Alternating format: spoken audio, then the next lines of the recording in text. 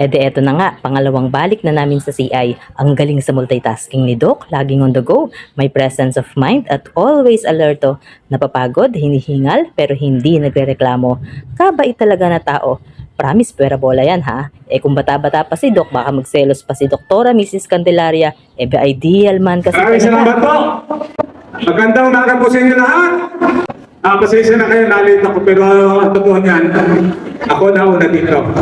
Alas 6 pa lang po, nandito ako, naglalagari po ako, kasi po maraming pasyente na schedule po. Nawala sa loob ko na meron tayong activities, napakahalagang aktibidad, sapagkat ito po ay may kaugnayan sa sa kaarawan ng kauna-unahang babaeng alkalde ng Bayang Kalumpit, si Mayor Len Faustino. Mayor, I love you, Mayor. Happy birthday po. At sana po, yung mga pangarap natin para sa ating bayan ay magkaroon ng katuparan.